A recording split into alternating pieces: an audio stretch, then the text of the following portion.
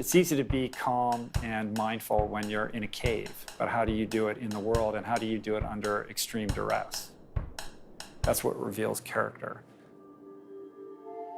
As a kid, I was really sort of naturally insecure until I discovered drugs and alcohol, and that was like the miracle salve that solved every problem that up to that point I didn't know that I had. I was a pretty broken guy. It was a pretty dire, dark scenario. I woke up one day, hungover, and decided I'm finally ready to do something about this.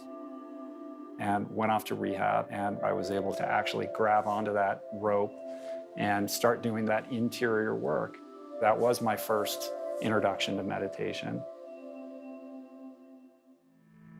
I had this moment walking up these steps late one night where I had to pause, and I had tightness in my chest and sweat on my brow and really fear in my heart that I was on the precipice of a very serious heart issue, and it scared me. And that began the process of me once again reconfiguring my life. I became amazed at how resilient the human body is, because for so many years I had beaten myself up with drugs and alcohol and fast food and workaholism and you name it. And I realized that if my body could bounce back this quickly from all the terrible treatment that I've given it for most of my life, like, what is it really capable of? That's what introduced me to Ultraman. For people that don't know, it's a double Ironman distance triathlon, 320 miles, that over a 3-day period circumnavigates the entire big island of Hawaii. It's insane. It's very easy to get freaked out and think, oh my gosh, I can't do this. Who am I kidding? Or this is too painful. I want to just stop. So a race like Ultraman, it's crucial to be able to anchor yourself in the present moment. You have to be able to let go of what just happened and what is in your near future and focus on what is happening right now. And the more you can do that, then all of that fear kind of evaporates. Your thinking mind is that pesky guy on your shoulder who's trying to talk you out of everything.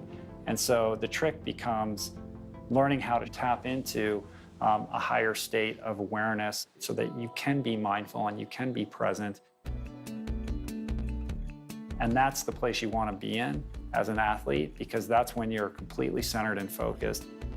And I will say in all honesty that Headspace has been really great for helping me have a consistent approach to my practice, because it is right on my phone and I put it down in the dock at the bottom. It's a constant reminder, and it's so easily accessible to be able to do it wherever you find yourself.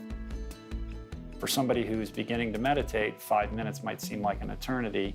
And that's what I experienced during this training. Like, I could get to a place where a 7-hour ride didn't feel like that long. And that's really a mental practice. Yes, there's physical discomfort, and the training is athletic and physical, but truly a race like Ultraman all comes down to your mental, emotional, and spiritual state. And that is really the defining characteristic that would define any champion in that regard.